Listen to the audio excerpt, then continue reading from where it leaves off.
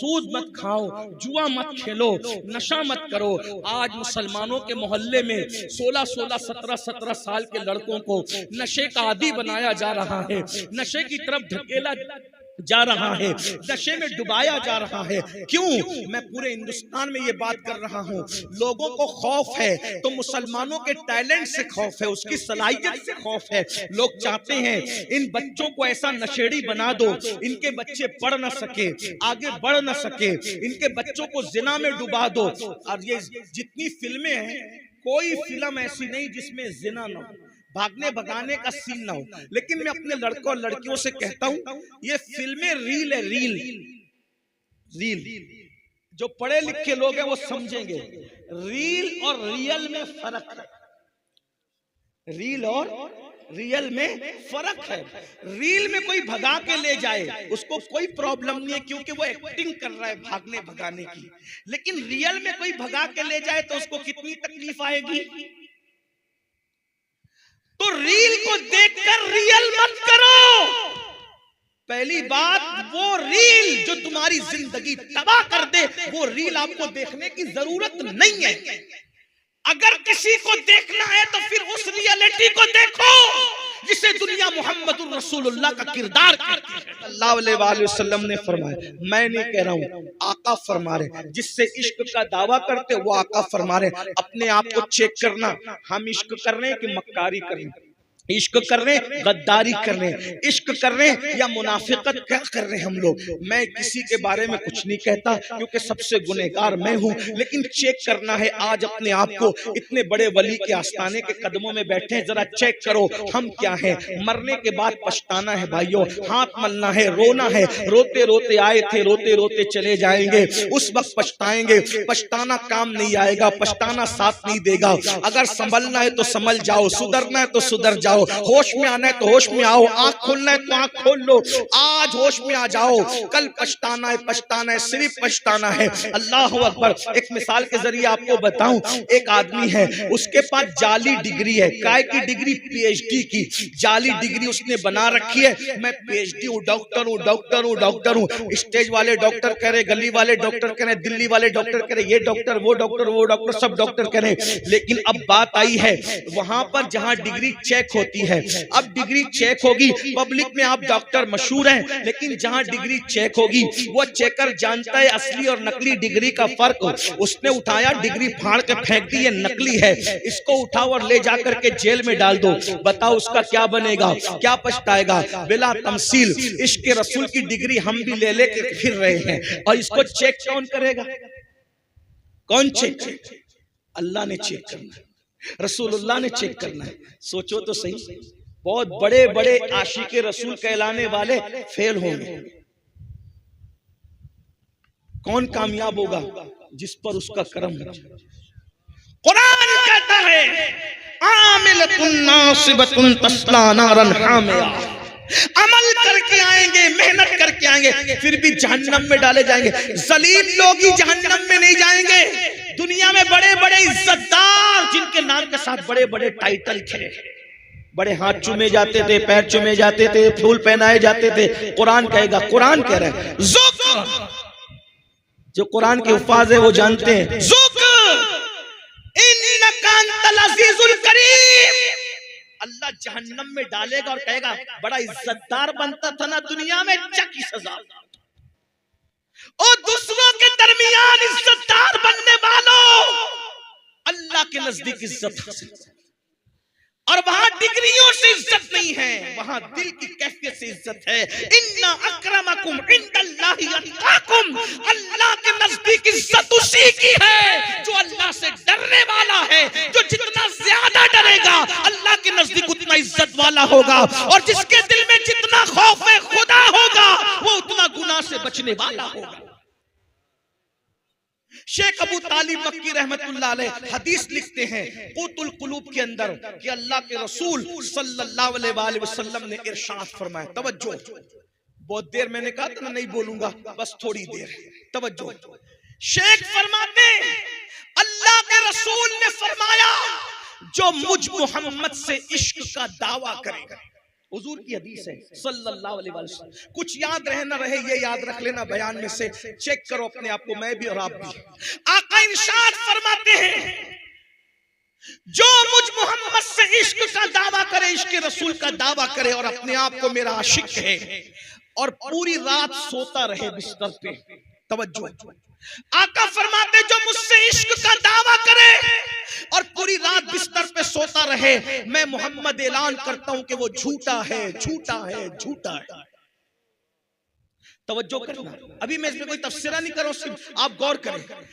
जो हुजूर से इश्क का दावा करे और रात भर सोता रहे, आका फरमाते वो झूठा है। तो जो सुबह को फजर में भी नहीं उठे वो कितना बड़ा झूठा होगा। इसलिए कि फजर का ताल्लुक रात से नहीं है, फजर का ताल्लुक तो सुबह से है। जो रात को सोया रहे और इश्क का दावा करे वो झूठा है। मतलब आशिक की पहचान क्या है? जो आशिक होगा वो रात को सोएगा नहीं, कुछ देर सोएगा, फिर उठकर कभी हुजूर पे दुरूद पड़ेगा, कभी नफिल नमाज पढ़ेगा, कभी इस्तिगफार करके रोएगा। ये आशिक की पहचान है। आप बताओ, जो सोया रहे आका फरमाते झूठा है। जो फजर में भी ना उठे, सिर्फ नात खां को 10 की नोट देने से, नात पे झूमने से कोई आशिक नहीं होता। आका खुद कह रहे कि वो झूठा है। जो फजर में भी ना आए फिर उसका क्या? और फिर और गौर करो और आगे बढ़ो। अरे जो सोया रहे रात को वो झूठा है। जो रातों को जिना की फिल्म देखे वो कौन होगा? जो रातों को गंदी पिक्चरें देखे वो कौन होगा? जो रातों को कानों में एयरफोन लगा के गाने गजलें सुन के रात गुजारे वो कौन होगा? इश्क रसूलुल्लाह से और हीरो हीरोइन के गाने, गंदी फिल्में कहां हो? कहां हो? बेदार हो जाओ, मरने से पहले होश के नाखून ले लो, वरना याद रखो अल्लाह के रसूल अलैहिस्सलाम फरमाते हैं जब इंसान मरता है तो लोग उस पे रोते हैं, तो मरने वाला कहता है मुझ पर मत रो, अपने आप और अपने अमाल पे रो, और मैं तुम्हें नसीहत करता हूँ। मुर्दा कहता है कि दुनिया ने मुझे धोखा दिया, तुम अच्छे अमाल करो, जल्दी तौबा करो, जल्द तौबा करने में देर मत करो, कहीं ऐसा ना हो कि जिस दुनिया ने मुझे धोखा दिया वो दुनिया तुम्हें भी धोखा दे। मेरे भाइयों, हमने बहुत इश्क के दावे किए। बताइए, ये आशिक जो लोग थे ना, सरकार गौसे पाक 40 साल तक रोजाना मामूल ये था, ऐशा में वुजू करते थे, उसी वुजू से फजर की नमाज पढ़ते थे। क्या मतलब हुआ कि पूरी पूरी रात नफिल पढ़ने में गुजार देते थे, पूरी पूरी रात इबादत में गुजार देते थे। और आज हम लोग इबादत करते, भाइयों हम रातों को क्या इबादत करेंगे? हम तहज्जुद क्या पढ़ेंगे? रातों को दुरूद क्या पढ़ेंगे? हम तो फजर भी नहीं पढ़ते, हम तो जुहर भी नहीं पढ़ते, हम तो असर भी नहीं पढ़ते, मगरिब भी नहीं पढ़ते, इशा भी नहीं पढ़ते। भाइयों, हक तो ये है कि मुसलमान खड़े होकर पेशाब करते हैं, हक तो ये है कि पेशाब के बाद पानी भी इस्तेमाल नहीं करते, हक तो ये है जनाबत का गुस्ल फर्ज हो जाए 2-2 3-3 दिन तक नहाते नहीं है। फरमाया गया जो नापाक रहे, डर है कि मरते वक्त उसकी जबान पे कलेमा नहीं आएगा। नापाक रहने वालों की जबान पे मरते वक्त कलेमा नहीं आएगा। भाइयों, खुदा के लिए सच्ची तौबा कर लो, अपने आप को जहन्नम से बचा लो। नहीं होगा, हम अल्लाह के अजाब को बर्दाश्त करने की ताकत नहीं रखते। आइए हदीस पाक सुनिए, आका अलैहिस्सलाम फरमाते हैं क़यामत के दिन लोग पसीने में डूबे होंगे, किसी को टखनों तक पसीना, किसी को घुटने तक पसीना, किसी को कमर तक पसीना। आका फरमाते हैं क़यामत का पसीना इंसान का इतना गर्म होगा, इतना गर्म होगा कि अगर उस पसीने को पहाड़ पे डाल दे, पसीने को, तो पहाड़ पिघल जाए। बताओ, पसीने को, जहन्नमियों के पसीने को मैदान महशर में जो पसीना निकलेगा, उस पसीने को पहाड़ पे डाल दो तो पहाड़ पिघल जाए। अब बताओ भाइयों, वो पसीना हमारा क्या करेगा? आका फरमाते सल्लल्लाहु अलैहि वसल्लम, वो पसीना एक एक लम्हे में चमड़ी जलाएगा, फिर नई चमड़ी आएगी, फिर चमड़ी जलाएगा, फिर नई चमड़ी आएगी, फिर चमड़ी जलाएगा। लोग पसीने में इतना डुबकियां लेके परेशान होंगे, लोग तमन्ना करेंगे काश के मौत भी नहीं आती कि मर जाएं, लेकिन अब मौत नहीं आएगी। अल्लाहु अकबर। इसलिए कुरान कहता है वल तंजुर नफ्सुम मा कद्दमत लिगद, उस दिन के लिए कुछ तैयारी कर लो। भाइयों, छोड़ दो। देखो मैं नहीं कहता कि दुनिया ना कमाओ, दुनिया भी कमाओ, खाओ भी, अच्छा पहनो भी, अच्छे बिस्तर पे सो भी, लेकिन नेमतों के चक्कर में अल्लाह को मत भूलो। नमाज का वक्त आए नमाज पढ़ो, इबादत का वक्त आए इबादत करो, हराम मत खाओ, सूद मत खाओ, जुआ मत खेलो, नशा मत करो। आज मुसलमानों के मोहल्ले में 16-16, 17-17 साल के लड़कों को नशे का आदी बनाया जा रहा है, नशे की तरफ धकेला जा रहा है, नशे में डुबाया जा रहा है। क्यों? मैं पूरे हिंदुस्तान में ये बात कर रहा हूँ। लोगों को खौफ है तो मुसलमानों के टैलेंट से खौफ है, उसकी सलाहियत से खौफ है। लोग चाहते हैं इन बच्चों को ऐसा नशेड़ी बना दो, इनके बच्चे पढ़ न सके, आगे बढ़ न सके, इनके बच्चों को जिना में डुबा दो। और ये जितनी फिल्में हैं, कोई फिल्म ऐसी नहीं जिसमें जिना न हो, भागने भगाने का सीन ना हो। लेकिन मैं अपने लड़कों और लड़कियों से कहता हूं, ये फिल्में रील है, रील रील। जो पढ़े लिखे लोग हैं वो समझेंगे, रील और रियल में फर्क है। रील और रियल में फर्क है। रील में कोई भगा के ले जाए उसको कोई प्रॉब्लम नहीं है, क्योंकि वो एक्टिंग कर रहा है भागने भगाने की। लेकिन रियल में कोई भगा के ले जाए तो उसको कितनी तकलीफ आएगी। तो रील को देखकर रियल मत करो। पहली बात, वो रील जो तुम्हारी जिंदगी तबाह कर दे, वो रील आपको देखने की जरूरत नहीं है। अगर किसी को देखना है तो फिर उस रियलिटी को देखो जिसे दुनिया मोहम्मदुर रसूलुल्लाह का किरदार करती है। कुरान कहता है लक़द कान लकुम फी रसूलिल्लाहि उस्वतुन हसना, कि तुम्हारे नबी की जिंदगी में तुम्हारे लिए नमूना है। अल्लाहु अकबर।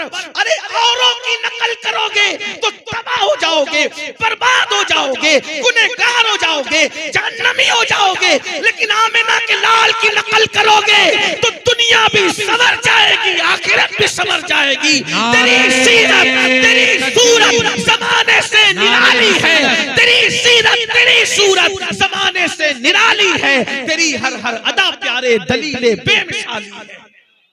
हुजूर की सुन्नतों पर अमल करो। उनका अखलाक क्या है, उनका किरदार क्या है, उनकी जिंदगी क्या है, उनका अंदाज़े बंदगी क्या है कोई उन जैसा? अल्लाह अकबर। वो तो दुश्मनों के लिए चादर बिछाते हैं। हमने फिल्में और सीरियल देखकर सगे भाइयों से दुश्मनी की है, लेकिन वो रसूल, उनका किरदार, जिसने दुश्मनों के लिए चादरें बिछाई, जिसने चचा का कलेजा चबाने वालों को माफ किया, हुजूर का किरदार। वहशी जिसने अमीर हमजा सरकार को शहीद किया था, और एक खातून जिसने सरकार अमीर हमजा का कलेजा चबाया था। जब मक्का फतेह हुआ तो आका ने फरमाया उस खातून को और उस मर्द को जहां देखो कत्ल कर दो। जब उनको पता चला वो हुजूर के पास आए और आके कहते हैं या रसूल अल्लाह, आप तो बड़े करीम हैं, आपने हमारे कत्ल का हुक्म दिया, आप हमें माफ नहीं कर सकते? हुजूर ने कहा जाओ मैंने तुमको माफ कर दिया। और आज हम सगे भाई को माफ नहीं करते। क्यों? हुजूर को नहीं देखा।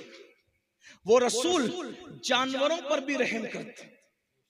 रहमतुल्लिल आलमीन का जश्न मना रहे हो, देखो हुजूर को क्या करम है, क्या रहम है हुजूर को। अल्लाह अकबर। कैसा करम फरमाते हैं दूसरी मखलूक पर।